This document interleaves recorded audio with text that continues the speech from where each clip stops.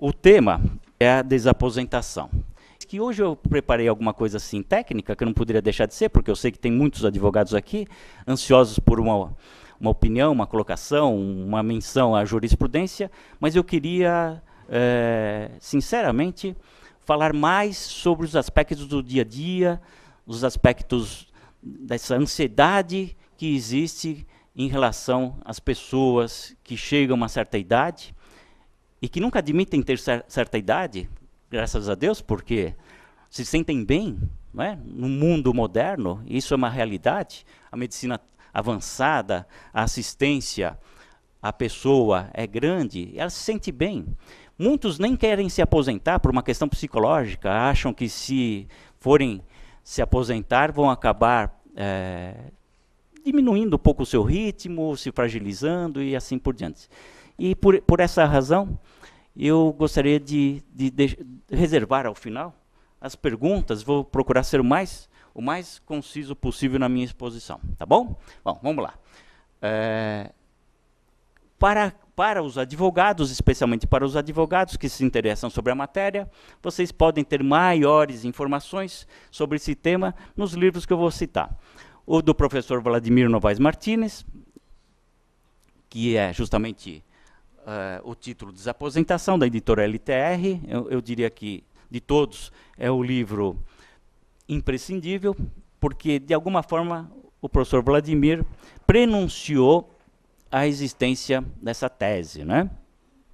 Também mencionaria, e é um autor que tem sido lembrado pelo judiciário, tenho visto o nome dele em algumas ementas, o livro Desaposentação, de Fábio Zambit Ibrahim, da editora Ímpetos. Também um livro que eu aconselharia se vocês quiserem ter maiores informações. Vale lembrar, de todo modo, que é uma visão um pouquinho mais conservadora sobre esse fenômeno que nós vamos tratar hoje. Por fim, eu menciono, não poderia ser diferente, até por uma relação de amizade, o livro do professor Hermes Arraes Alencar, Desaposentação, o Instituto da Transformação dos Benefícios Previdenciários. É um livro mais recente, com ideias muito apropriadas ao tema, a editora Conceito. Eu também passo para vocês, se tiverem interesse. O material que eu vou estar utilizando aqui, como sempre me pedem, ele vai estar... esqueci, não poderia esquecer, né? O livro Advocacia Previdenciária, de minha autoria. É um livro, na verdade, mais voltado para o aspecto processual, mas vocês vão encontrar aí a peça processual relativa à desaposentação, vão encontrar alguma informação relativa a esse tema.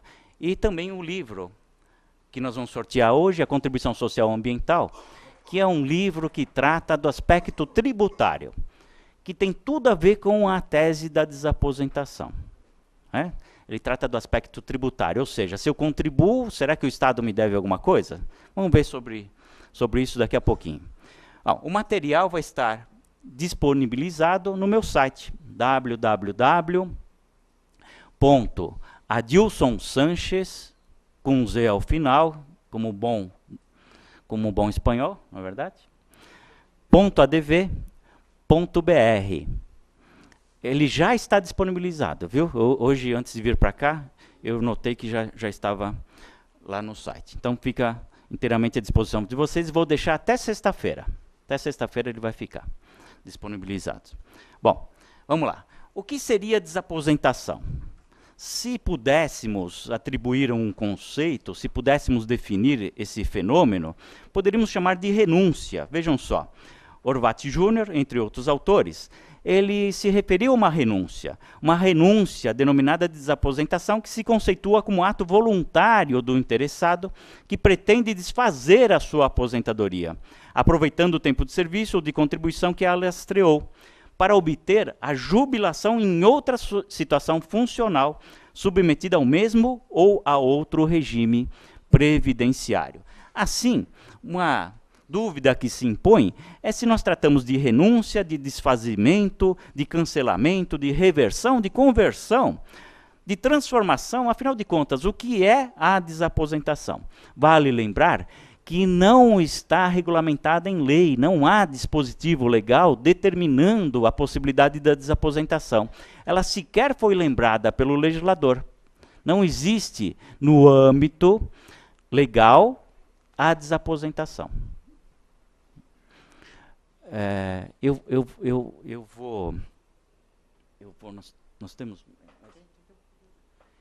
vou, com a permissão do presidente, convidar um aluno para compor a mesa, como eu sempre faço, é tradicional isso nas minhas palestras, que eu não havia observado, não havia identificado. Eu vou convidar a doutora Aline, por favor, que é aluna lá da nossa querida São Judas Tadeu. Isso. Terceiro anista de Direito. E já está pensando na desaposentação ou não? Não, ainda bem. Fico contente. Não é momento de pensar. Obrigado pela sua presença, viu? E faço uma homenagem a todos os demais alunos que se encontram aqui também. Tá certo? Então vamos voltar ao tema. Portanto, será uma renúncia? O que será isso? Horváth pensa em renúncia. Já Fábio Zambit, que eu inclusive mencionei para vocês, ele fala em reversão. É uma reversão do ato que transmudou o segurado em inativo, encerrando, por consequência, a aposentadoria, ele se refere. Poderia mencionar também Carlos Alberto Castro, juiz federal, cuja obra é festejada no meio jurídico. Ele se refere a desfazimento, é um desfazimento da aposentadoria por vontade do próprio titular, para fins de aproveitamento do tempo de filiação em contagem para a nova aposentadoria. Seja qual for a denominação que se atribua, reversão, desfazimento, novo benefício, cancelamento, troca, seja qual for, qual seria a justificativa de se pretender uma nova aposentadoria, um novo valor do benefício? Bom, a justificativa primeira, a justificativa forte, robusta, que reclama uma solução, é justamente a impossibilidade de subsistência com parcos vencimentos, com valores ínfimos a título de aposentadoria. Valores esses que, inclusive, vão sendo defasados com o tempo. E não raro, e vocês, advogados, já enfrentaram essa situação com certeza, recebem uma pessoa que diz o seguinte: eu me aposentei com 4 salários mínimos, hoje eu recebo 3,3 salários mínimos, ou menos que isso. Mas, em relação a essa situação, a proporcionalidade do que se aposentou com o que se recebe atualmente, em relação a essa proporção, nada se pode fazer pelo que a jurisprudência entendeu, já que se justifica que essa perda é econômica e não jurídica. Bom, se é uma perda econômica e nada se pode fazer sob o âmbito jurídico, ao menos devemos proteger, amparar esse cidadão que verdadeiramente não consegue sobreviver com o valor de uma aposentadoria atual, né? E já com uma idade avançada, na maioria das vezes, em que um plano de assistência médica não vai lhe permitir sequer trocar a aposentadoria por essa garantia do plano privado, uma vez que o Estado também não cumpre o seu papel em nos atender, né? Eu talvez seja repetitivo, mas me perdoem. Quem aqui não podendo, quem aqui que possa, não tem um plano de assistência médica, uma previdência privada, escola nos filhos particulares, vigilante de rua e assim por diante. Quem apenas faz o seu seguro obrigatório do carro, né? E assim por diante. Podendo, né? Que talvez não seja a realidade de grande parte da população. Enfim, se é esse o panorama, se é esse o contexto social, é válido, é justificado, já que falamos em justificativa, que se promova justiça social, que nada mais é do que a redução das desigualdades sociais, a possibilidade de sermos felizes, é o primado do trabalho que encontramos no artigo 194 da Constituição, é o bem-estar social, é a possibilidade de uma vida digna. E como alguém pode ter uma vida digna se ao final da sua vida profissional, depois de tanto desenvolver, de tanto propiciar desenvolvimento à nação, não encontra eco naquele momento em que mais precisa do próprio Estado, não é? Então, portanto, sob o ponto de vista ideológico, não resta dúvida que nós devemos, é uma obrigação propiciar a esse aposentado melhores dias, especialmente numa fase da vida que não tem a mesma produtividade, não tem a mesma motivação, não tem as mesmas oportunidades. Talvez de todos os três, o último é que realmente lhe impede de alcançar dias melhores. E alguém vai dizer, sob o ponto de vista jurídico, isso não se aplica, porque aqui é um anseio social, mas é uma visão torpe do que seja exatamente a ciência jurídica. De todo modo, gosto muito de mencionar, antecipou já a doutrina essa questão ao defender o seguinte: não é o objetivo da Carta Magna petrificar o ato jurídico perfeito, tanto quanto o direito adquirido e a coisa julgada. Ela deve palmilhar no sentido do titular da faculdade, e não contra ele. A proteção oferecida, sem prejuízo de consentaneamente ampliada pela doutrina, é contra a legem ou decisão prejudicial pelos interesses legítimos consolidados do indivíduo. Como a administração pode rever seus próprios atos, não goza do favor desse postulado, dispensa-o. Nada impede, conclui o autor, professor Vladimir Novaes Martins, nada impede, nem poderia obstar, numa lei maior de Estado democrático, a afetação por parte do titular, enquanto isso representar o exercício da liberdade.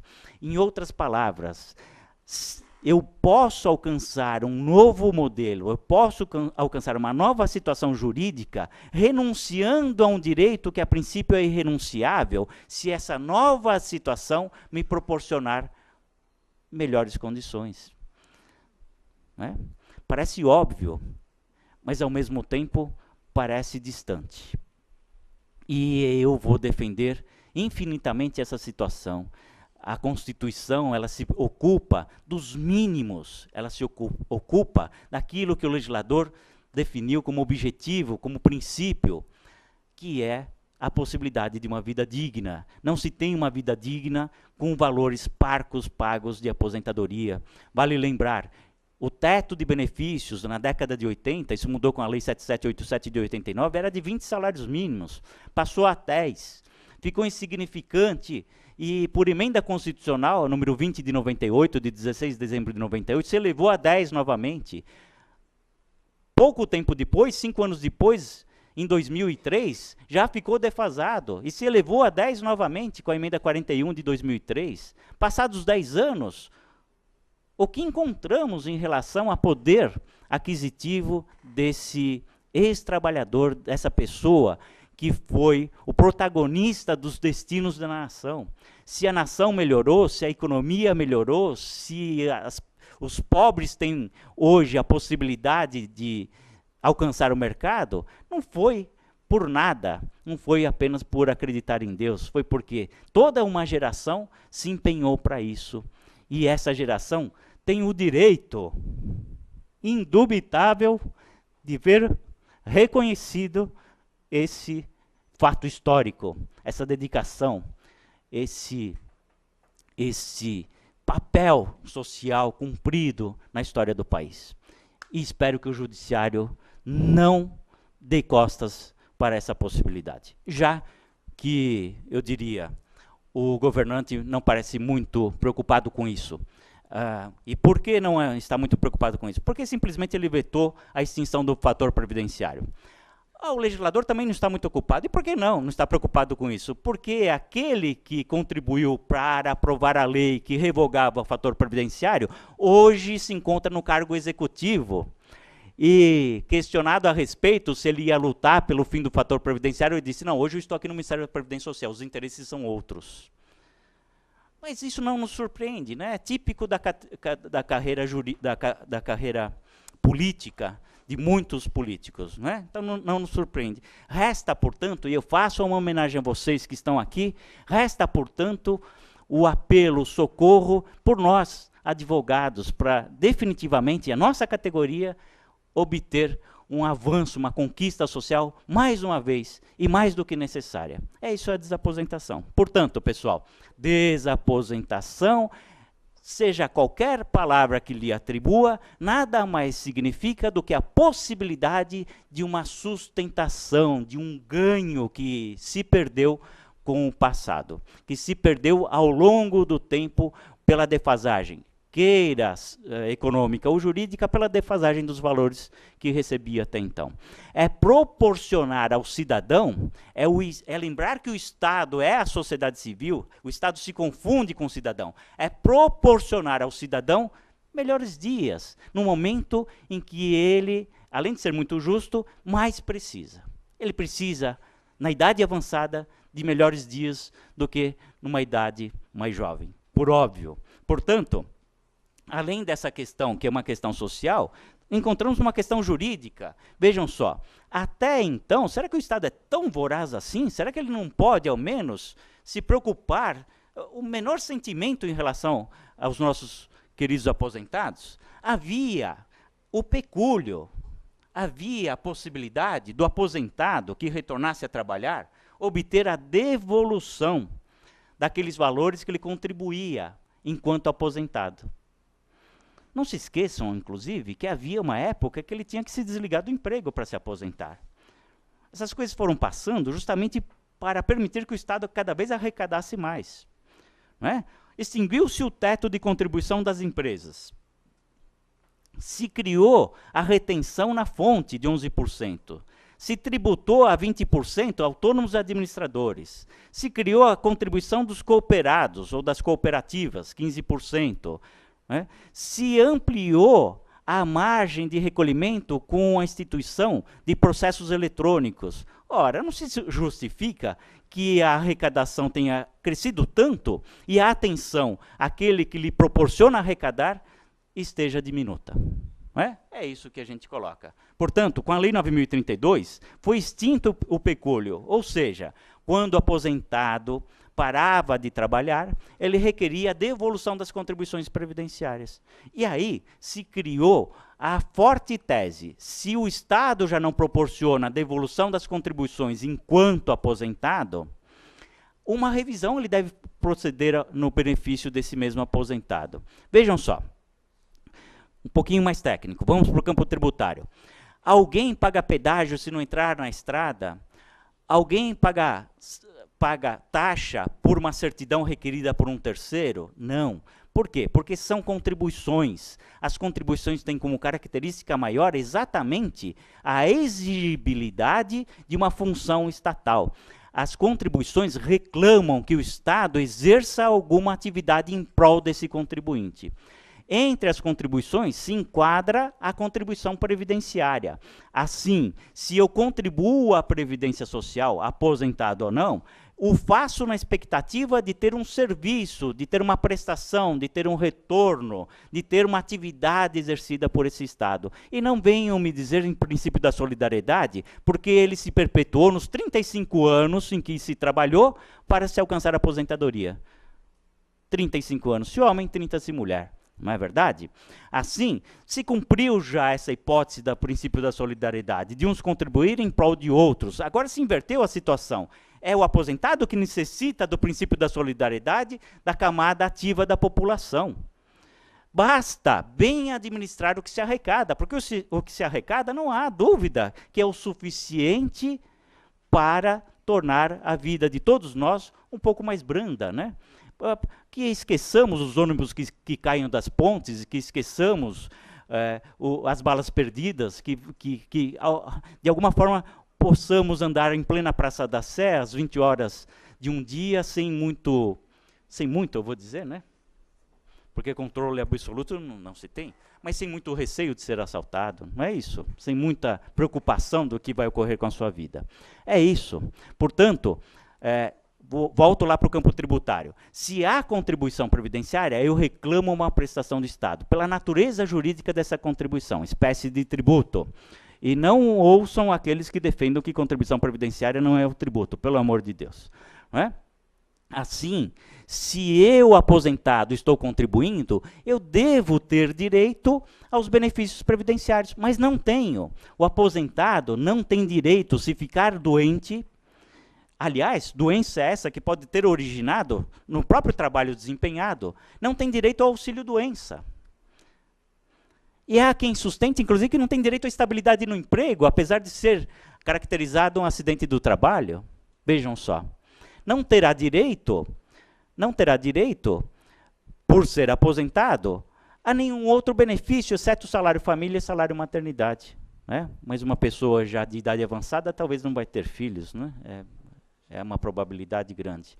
Não é isso? E o que se faz daquela contribuição? Alguém pode dizer, isso é efeito de confisco? Pois é vedado pela Constituição, artigo 150. Não posso admitir que seja um confisco, o Estado somos nós, ele não pode desgostar da gente. O fato é que aquela contribuição vertida para os cofres públicos deve ser traduzida em prol desse mesmo aposentado. Essa talvez seja a tese mais forte em relação à possibilidade da desaposentação. Né? Qual seja, contribuiu para alguma coisa, deve reverter para si. Essa me parece que seja mais forte, deve ser explorada e espero que o Supremo se manifeste a respeito. E a legislação, ela de alguma forma prevê essa possibilidade, ela impede essa possibilidade? Vamos fazer um breve passeio. Artigo 201, parágrafo 9º da Constituição, que trata da contagem recíproca. Não é? É um suspiro que leva a essa possibilidade da desaposentação. Para efeito de aposentadoria, é assegurada a contagem recíproca do tempo de contribuição na administração pública e na atividade privada, ou seja, eu posso deixar um benefício em prol de outro. Há previsão, de alguma forma, ainda que seja nessa circunstância de regimes distintos. Vamos ver outros dispositivos. Artigo 44, parágrafo 3º do Regulamento de Previdência Social. A concessão de aposentadoria por invalidez, inclusive mediante transformação de auxílio-doença, está condicionada ao afastamento das atividades. Ora, há uma possibilidade de reversão, de troca, de mudança, de novo benefício, deixar o anterior auxílio-doença e passar a obter aposentadoria por invalidez. Então não digam que a lei não permita, não digam que há uma vedação legal, não é isso? Vejam só, outra circunstância, artigo 48 do regulamento. O aposentado por invalidez que retornar voluntariamente à atividade terá a aposentadoria cessada. Admitiu-se que ele volte à atividade, ou por invalidez, que a princípio está total e permanentemente incapacitado. Então, de alguma forma, a legislação pronuncia essa possibilidade, ela autoriza, vamos dizer, ela consente com essa possibilidade. Ainda, artigo 50 do Regulamento de Previdência Social. O segurado que retornar à atividade poderá requerer a qualquer tempo novo benefício, tendo esse processamento normal. Vejam só que interessante, houve já essa possibilidade, como também no artigo 55 do Regulamento de Previdência Social, a aposentadoria por idade poderá ser decorrente da transformação da aposentadoria por invalidez ou auxílio-doença. Eu quero mostrar para vocês que se não há um dispositivo legal que trate especificamente da desaposentação, também não há vedação para isso. Encontramos nas entrelinhas essa possibilidade de reversão da aposentadoria, conversão, um novo benefício, deem o nome que vocês quiserem. O artigo 55, na verdade, pessoal, devo dizer para vocês, foi revogado, mas não importa. Houve um momento em que o legislador, vou dizer aqui, o Estado segurador, porque é um decreto, ele tem origem num decreto, o 3.048, admitiu essa hipótese. Porque se admitiu algum dia, não se pode dizer que não seja uma possibilidade futura. Ainda, o 56, parágrafo 3º. Se mais vantajoso, fica assegurado o direito à aposentadoria nas condições legalmente previstas na data do cumprimento dos requisitos para esse benefício. Aqui partiu recente manifestação do Supremo Tribunal Federal admitindo o benefício mais interessante. O Supremo acabou de decidir a possibilidade de fazer a escolha pelo benefício cujo cálculo seja mais interessante ao segurado. Mas não tratou de desaposentação, viu? Os colegas certamente já foram questionados sobre isso. Agora o Supremo decidiu sobre desaposentação, autorizou. Não se trata de desaposentação. Se trata justamente da opção pelo benefício cujo valor seja mais interessante. Em que circunstâncias isso aconteceu? Bom, poderia falar uma semana inteira sobre isso. Não é? Mas imaginem só, eu podia me aposentar antes do fator previdenciário, deixei para me aposentar na vigência do fator previdenciário. Tive uma perda, eu posso pleitear que se calcule de acordo com a legislação anterior? O Supremo disse que sim. O inverso é verdadeiro. O inverso é verdadeiro. Não é? E não há que se cogitar que há um ato jurídico perfeito em relação a isso. Ou seja, a administração pública, ela já determinou o direito à aposentadoria, ela não pode cancelar os seus atos. Né? Muitos invocam alguns dispositivos que eu vou me permitir a ler, especialmente o 181, a linha B do Regulamento de Previdência Social. As aposentadorias por idade, tempo de contribuição especial, são irreversíveis e irrenunciáveis. Há quem sustente a impossibilidade da desaposentação por força desse dispositivo. Não se pode renunciar, é direito à vida, não se pode reverter, é direito já consagrado, é um ato jurídico perfeito, aquele ato administrativo que deferiu a aposentadoria naquelas condições. Mas eu lembro a todos as palavras do professor Vladimir Novaes. A Carta Constitucional, ela não impede ganhos, conquistas, avanços. Ela apenas estabelece um padrão mínimo. Eu tenho livre arbítrio para trocar aquilo por algo que seja melhor. Não é? Ou alguém pergunta para o filho se ele quer sorvete. Não precisa perguntar, não é? Ou me utilizando dos ensinamentos trabalhistas, alguém pergunta para o empregado se ele quer adicional de periculosidade de 30% do salário ou adicional de insalubridade de 10% do salário mínimo. Não precisa perguntar, né? Aliás, a jurisprudência trabalhista, nesse sentido, é firme. Será que vamos ter que perguntar para o aposentado se ele prefere receber mais do que vem recebendo? Bom, de todo modo, o próprio artigo 181, a linha B, parágrafo único desse regulamento, o próprio artigo 181, traz algo muito interessante. Olha só, o segurado pode desistir do seu pedido de aposentadoria. Então não se fala que o ato administrativo seja absoluto, é um erro. Diria para vocês, se é cabível usar a expressão com todo o respeito, eu diria para vocês que é vergonhoso admitir o contrário. A própria lei admite que ele pode desistir do benefício. Alguém vai dizer, ele só pode desistir nessas circunstâncias, antes de sacar o fundo de garantia ou receber o PIS. Não importa, ele pode desistir, ou eu fiz uma leitura errada do texto legal. Ele pode desistir, por que não? Não é? Especialmente porque lhe trará melhores condições de vida. Alguns também defendem que isso será um enriquecimento ilícito, ou seja, vamos retirar do Estado uma parcela que não poderia ser retirada, que vamos perturbar os cofres públicos. Vejam só, artigo 114 da Lei 8.213. Salvo quanto a valor devido à Previdência Social e a desconto autorizado por esta lei ou derivado da obrigação de prestar alimentos reconhecida em sentença judicial, o benefício não pode ser objeto de penhora, arresto ou sequestro, sendo nula de pleno direito a sua venda ou cessão. Em outras palavras, eu diria para vocês, por força desse 114 mencionado e 115 da Lei 8.213, não se admite desconto no benefício. Me antecipei um pouco, me adiantei um pouco, desculpe. Me adiantei um pouco. Essa é a resposta para quem pensa que é permitido trocar o benefício por um melhor, desde que se devolva o que recebeu até então, tratando o cidadão como um bandido, né?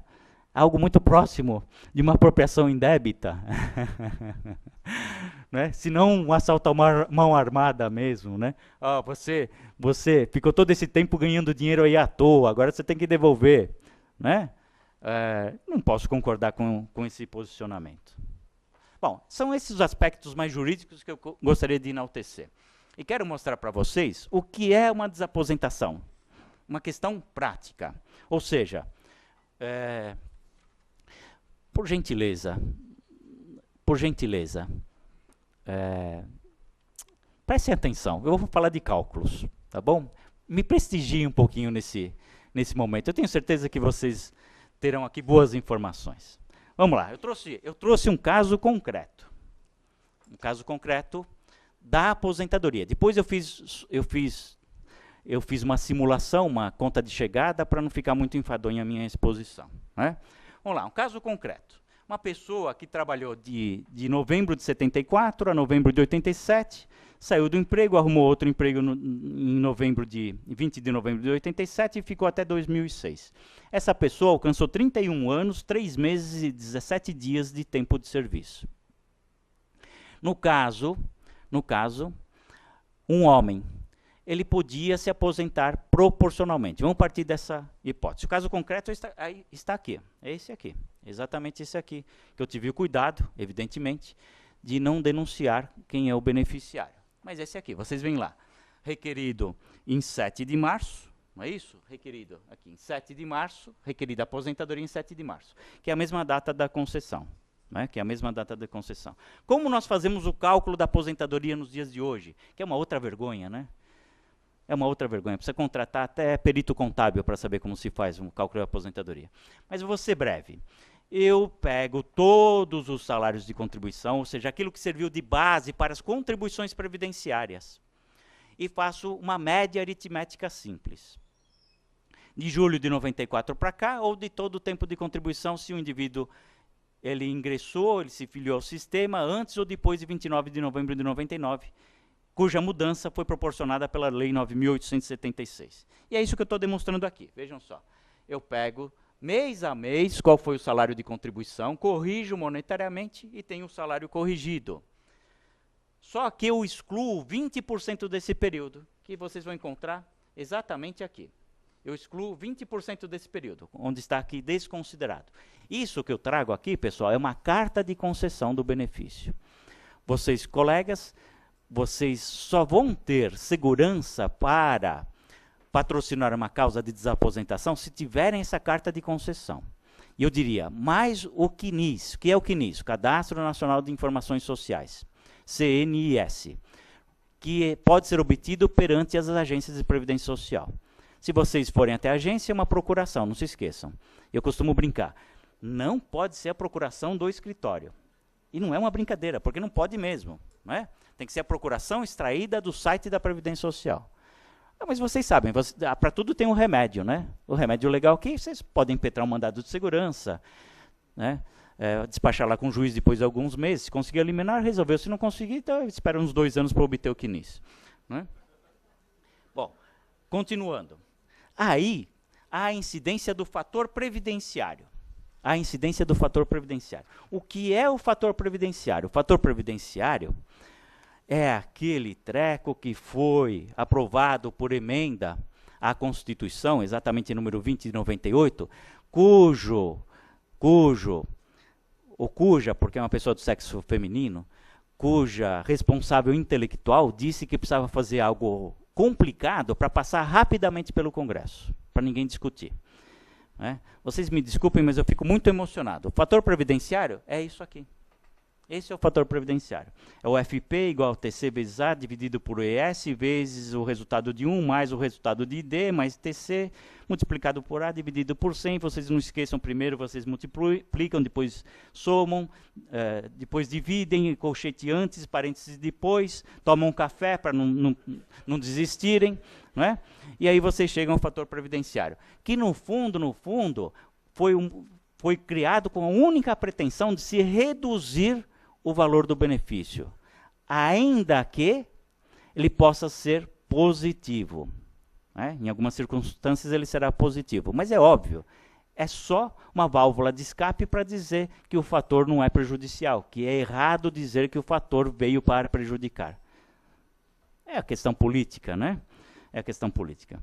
FP, o fator previdenciário, que corresponderá a uma expectativa de sobrevida fixada pelo próprio Estado, é o devedor dizendo quanto quer pagar. Né? TC, tempo de contribuição, idade ID, e a alíquota sempre será 0,31%. Nesse caso concreto, e aqui eu ainda continuo com cópia da carta de concessão, esse indivíduo teve um fator previdenciário de 0,67. Ao matemático saltou os olhos, ele perdeu 33% da média, daqueles salários de contribuição, aquilo que nós vimos anteriormente. 1/3 da média.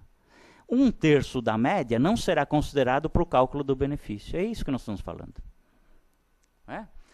Ele tinha 31 anos, 24,4 de expectativa de sobrevida, idade de 55 anos. A ideia é o seguinte, quanto mais idoso, melhor o fator previdenciário. Quanto mais jovem, pior o fator previdenciário. É uma forma de empurrar todos nós para obtermos a aposentadoria quando estivermos já internados na UTI, desenganados pelo médico. É mais ou menos isso, né? Aí vão dizer, bom, pelo menos os cofres públicos não vão ser atingidos, né? Tá bom. Fazer o quê?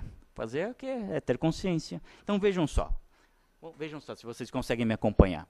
Essa pessoa teve uma média aritmética de R$ 2.431.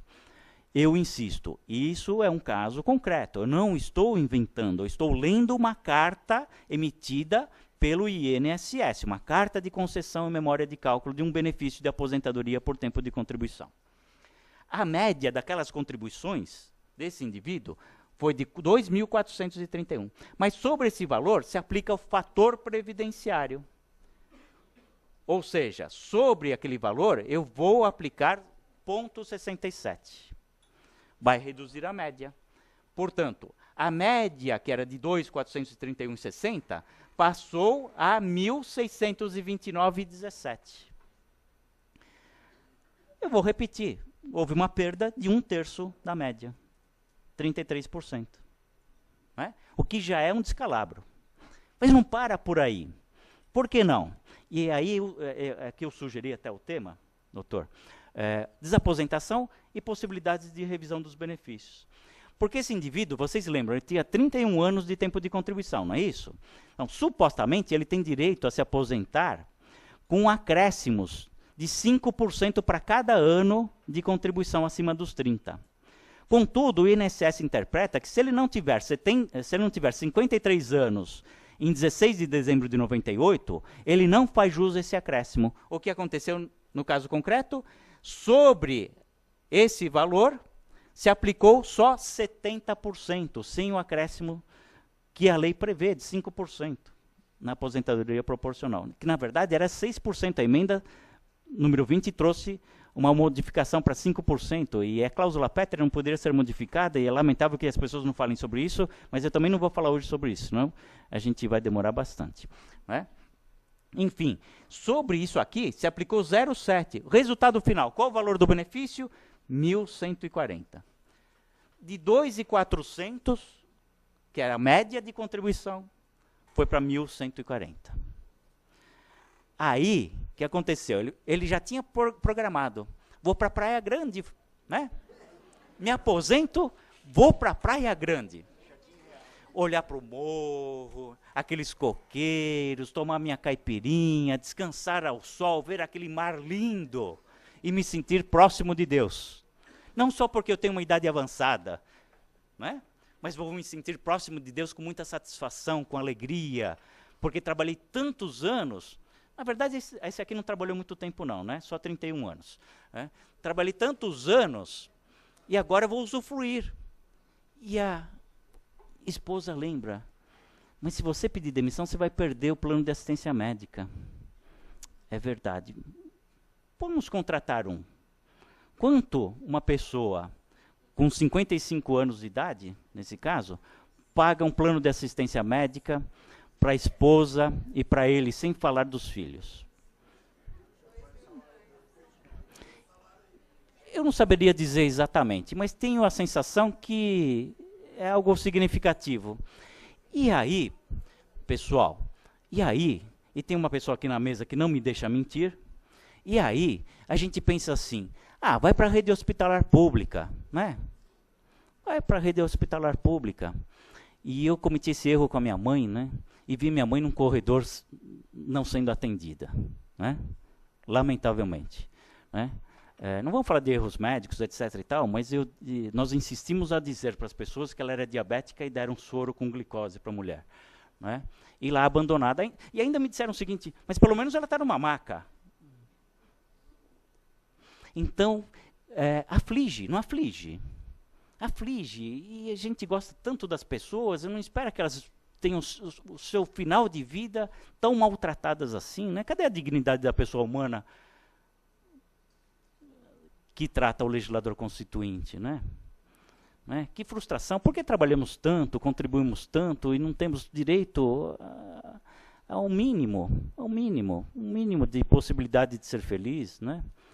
Acabar com as balas perdidas, eu acho que vai ser difícil, com o tráfico, com a violência urbana, com os ônibus que caem dos viadutos, mas, ao menos, poder usufruir do mar da Praia Grande, né?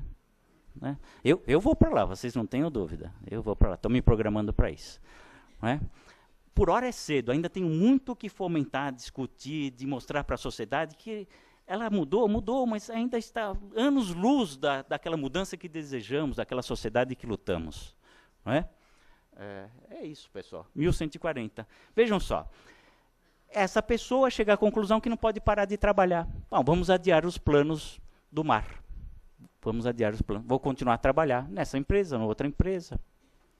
E continuar a trabalhar para ter uma renda suficiente para o seu dia a dia. E trabalha anos, até que um dia se esgota a sua força de trabalho, até que um dia seja discriminada no emprego, isso também temos visto acontecer. E aí nos deparamos com a seguinte situação, vejam só. Se aposentou, portanto, com 1140. Eu ia dizer, uma das possibilidades de revisão do benefício não é só com relação à desaposentação, essa daqui, mais 5% nesse benefício aqui. Uma das possibilidades, tem dentro de tantas outras, há decisões isoladas, poucas, mas há decisões também que dizem o seguinte, na aposentadoria proporcional não se aplica fator previdenciário, porque aplicar 2 vezes o mesmo critério em prejuízo ao beneficiário. Já que o fator ele é maior se eu tiver mais idade. E a aposentadoria proporcional é justamente para quem tem menos idade, é um contrassenso. Tem decisões já a respeito, tá bom? O problema é que todo mundo me pergunta, e a jurisprudência, professor? A jurisprudência, no modelo atual, ela se resume a uma espera de um pronunciamento do Supremo Tribunal Federal.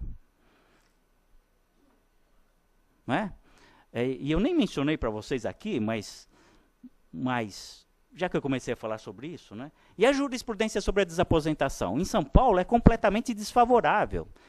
Teve um cliente que até me ligou, acho que foi hoje. Eu quero desistir da ação, ele usa a expressão, eu quero cancelar a ação.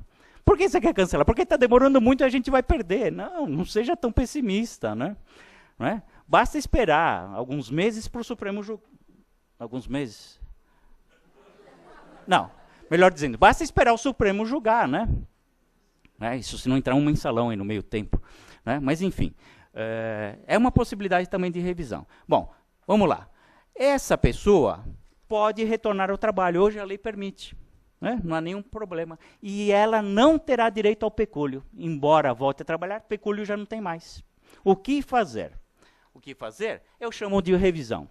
A possibilidade de uma revisão do cálculo da aposentadoria, uma revisão do benefício. Uns vão chamar em desaposentação, outros vão chamar em renúncia em prol de outro benefício, outros vão dizer desfazimento. Seja qual for a nomenclatura, o que eu busco é o bem da vida. O bem da vida é receber um valor que seja justo, digno, correto, que de alguma forma espelhe tanto tempo de contribuição para a sociedade, ao menos para educar os filhos, porque hoje nós temos uma sociedade cujos filhos são abandonados, ao menos em reconhecimento à educação que se ofereceu para que essa sociedade um dia seja justa, ética, moral, que lamentavelmente já não se encontra como se encontrava no passado, porque hoje o mundo é material. Mas isso é outra situação, isso vamos falar de sociologia, jurídica, etc. Não é o nosso caso. Bom, ele continua a trabalhar. Aqui, pessoal, não é um caso concreto, tá bom? Eu fiz uma simulação, uma conta de chegada para ficar mais fácil, mais didático. Vamos imaginar, ele continua a trabalhar. Então, trabalhou de 8 de março de 2006, que foi a data que ele se aposentou, até 2012. Março de 2012. Trabalhou mais 6 anos. O que acontece se eu admitir esses 6 anos para ter um novo benefício? Vejam só. O fator previdenciário muda. Por que muda? Muda porque ele está mais velho, 60 anos, e muda porque ele tem mais tempo de contribuição, 37. Então, daqueles 67%, nós chegamos a 92%. Depois de 6 anos. Aqui é a desaposentação. Agora vocês podem visualizar melhor o que é a desaposentação. Deem o nome que quiserem. É um recálculo. É um novo benefício baseado em todo o tempo de contribuição. Antes da primeira aposentadoria e pós-aposentadoria. Para uma nova aposentadoria. E qual o efeito disso? Vejam só. Qual o efeito disso? Qual o efeito disso? Bom, o que eu fiz aqui, pessoal? Não sou atuarial, tenho grande dificuldade com cálculos como vocês têm, embora dê curso de cálculos, né, trabalhistas, previdenciários, tenho um livro de cálculos trabalhistas, adoro, mas tenho dificuldade, é óbvio, né, minha formação é outra.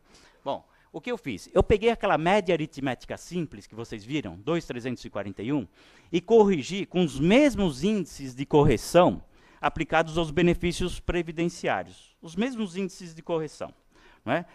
Ou seja, os índices foram menores do que ele obteria numa situação normal como empregado, porque as convenções coletivas, as negociações coletivas, trazem percentuais maiores de aumentos dos salários, maiores do que os dos benefícios previdenciários, isso é público notório. Então, eu estou fazendo o cálculo por baixo, pelo mínimo mesmo. E estou fazendo um cálculo baseado também na evolução do valor do benefício dele, para empatar, fica 0 a 0. Não é? Assim, a média aritmética, aproveitando esses 6 anos, passaria a 3.467. Isso em 2012. Não é? Aplicado o fator previdenciário, eu teria 3.201. Só que com mais 6 anos, ele deixou a aposentadoria proporcional, 31 anos a 70%, e passou a ter aposentadoria integral, 35 anos a 100%. Vejam só, o valor passaria a 3.201,12. Vale lembrar, ele se aposentou com 140 e 41. É significativo. Alguém pode dizer, ele usou um exemplo extremo. Não importa, é significativo. Muitos têm medo de 2 circunstâncias. Falo para os populares e falo para os colegas. Se eu entrar com ação e depois notar que o valor é menor, eles não vão me descontar? Eu não vou perder minha aposentadoria? Então a resposta é não. Um robusto não. Uma, porque não é objeto da ação. Não é? Simples. E 2, porque ele pode renunciar a qualquer tempo. Não vimos lá? Ah, eu pedi, agora eu não tenho mais interesse, eu posso renunciar, já que deu um negativo. Mas não vai dar negativo. Não vai dar negativo. Eu não posso afirmar categoricamente que não, mas só em casos extremos. Já que aumentando a idade... Em que casos extremos? Ele se aposentou pelo teto e continua a trabalhar com salário mínimo, a média cai. É uma questão matemática. É uma questão matemática. É bom verificar antes? Claro que é bom verificar, até por uma questão de segurança pessoal e de segurança no trato com o cliente. Mas raras vezes isso vai acontecer. Então, o que resta em termos de receio, de preocupação da nossa parte? Resta a tese de que ele tem que devolver o que recebeu até então. Nesse caso concreto, vejam só, não é um caso concreto, mas nesse caso eu vou demonstrar para vocês o que aconteceu. E é pacífico que ele tem que devolver? Se não pacífico, é muito próximo de estar. A Turma Nacional de Uniformização, Juizado Especial Federal, tem esse posicionamento já de longa data, 2009. Pedido de uniformização nacional, desaposentação, necessidade de devolução de proventos. A desaposentação, isso é, a vinculação voluntária de aposentadoria já concedida e usufruída, somente é possível mediante a devolução dos proventos já recebidos. 2009. E hoje, como é? Então, trouxe para vocês, espero que seja atualizada, né? Eu me esforcei para trazer algo atualizado. Trouxe para vocês uma decisão da mesma Turma Nacional de Uniformização, 3 anos depois, dia 22 de março de 2013, Diário Oficial da página 130, que trata da mesma coisa. Da mesma forma, ele entende que tem que devolver. Não obstante a divergência de entendimento entre esta corte e cidadã,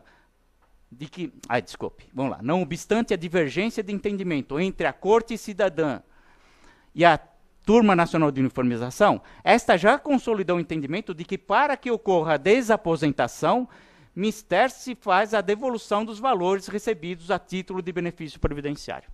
É a última decisão, eu garanto para vocês, é a última decisão sobre desaposentação no país, é essa daqui. Ou seja, a jurisprudência hoje admite que eu faça a desaposentação mediante devolução do que eu recebi, vou chamar de primeira aposentadoria. Bom, de todo modo, pessoal, como eu brinquei com vocês, está no Supremo. O Supremo tem a palavra final. E como está lá no Supremo? Foi reconhecida a repercussão geral, já tem um voto favorável do ministro Marco Aurélio e o ministro Toffoli pediu vistas e está até hoje lá para voltar à pauta. É esse o posicionamento, tá bom? Bom, e se o Supremo resolver que tem que devolver? Ótimo, já é uma conquista, já é um avanço, né? Admitiu a desaposentação, tem que devolver. Vamos ver nesse caso aqui como ficaria?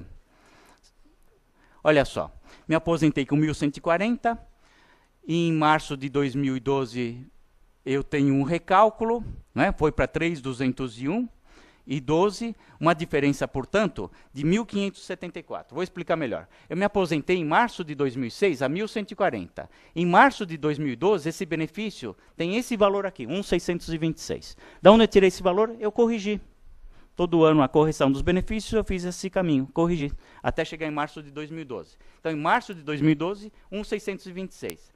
Se eu recalcular, como já mostrei para vocês, o valor vai para 3.201, certo? Portanto, uma diferença de 1.574, mais do que significativa. Mas vou ter que devolver. E agora? Vamos lá, vou ter que devolver. E agora? Bom, a jurisprudência é franca ao determinar que o desconto não pode ser superior a 30%. E eu invoco os colegas. Direito é maravilhoso, porque não é absoluto e não precisamos de computadores para julgar. Né? Apesar do juizado ter uma sentença pronta com 20 itens de revisão de benefícios, quem atua na área sabe que isso aconteceu no momento nesse país, lamentavelmente. Você entrava com pedido de revisão do RTN, vinha uma sentença, o RTN, RSM, teto, etc., 20. Aí a gente ficava pensando, será que eu recorro? Será que faz coisa julgada? E depois, se eu quiser fazer outra revisão, será que eles vão invocar que já é coisa julgada? A que ponto chegou? Mas isso é passado, ótimo. Estamos melhores dias. Bom, 30%, vou dizer para vocês, se demonstrado que 30% é um valor que vem abalar o orçamento doméstico desse aposentado, a jurisprudência tem admitido valores mais baixos de desconto. Viu? E há decisões, inclusive, que nem determinam o desconto, não pela tese que não pode descontar, mas pela situação de necessidade em que passa o aposentado. Né? Está com uma doença terminal, está em tratamento médico, medicação caríssima. Aliás, eu fui no SUS outro dia que um aluno garantiu para mim, professor, o senhor consegue os seus remédios no SUS? Eu disse, não, eu acho que não, porque já tentei para minha mãe. Então, não, o senhor consegue, imagina, eu tenho toda a facilidade, eu fui e peguei uma carteirinha, que não é uma carteirinha, um papel assim com o número de inscrição, né, para economizar, não se dá carteirinha mais. E eu fui lá na fila, orgulhoso, eu hoje sou um cidadão. Sério, eu juro para vocês que eu fui orgulhoso, eu fui com esse pensamento, sou um cidadão.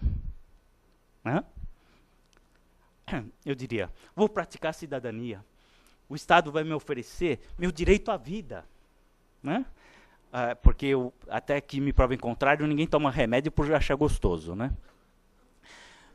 Enfim, né? E cheguei na fila e, para minha decepção, o moço olhou assim, são esses os remédios que o senhor quer? Eu disse, são. Eu falei, mas esses são caros. Eu falei, pois é, né? Por isso que eu estou aqui.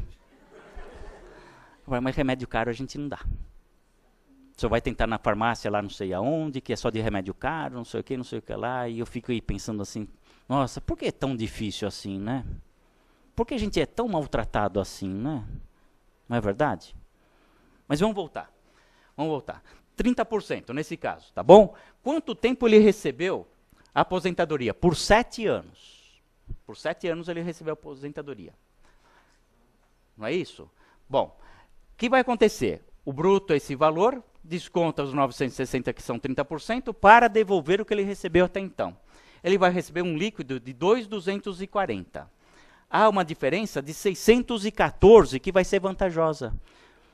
Embora ele devolva, ainda assim, acho que 614, quase um salário mínimo, bem lembrado, que o legislador constituinte disse que serve para lazer, educação, saúde, alimentação, vestuário, habitação. Bem lembrado, muito boa a colocação. Muito boa a lembrança. Sobra alguma coisa, né? Sobra alguma coisa. E vejam só que interessante. Quanto tempo ele vai devolver isso aí? 7 anos. Aí fazer uma conta aí fazer uma conta de chegada, pessoal. 7 anos. Por 7 anos ele vai ter esse desconto. Ele está aqui, eu já não lembro, que idade que eu falei para vocês que ele estaria aqui? 60? 60 anos. Aos 67 anos, olha o que eu vou colocar, hein? Olha o que eu vou colocar. Ele termina de pagar sua dívida, né? Isso, ele cumpre a sua pena, termina de pagar sua dívida com o Estado, 7 anos depois. E aí só Deus, né, pessoal? Deus queira que ele viva muito mais. E bem, não é isso? E talvez possa usufruir pouco ou muito, mas possa usufruir de tanto esforço, tanta dedicação, tanta gana, tanto gostar, para um dia encontrarmos uma sociedade feliz. É isso. Eu termino com as palavras de Charlie Chaplin. Bom mesmo é ir à luta com determinação, abraçar a vida com paixão, perder com classe e vencer com ousadia, pois o trunfo pertence a quem se atreve. Se atrevam, senhores advogados. Muito obrigado.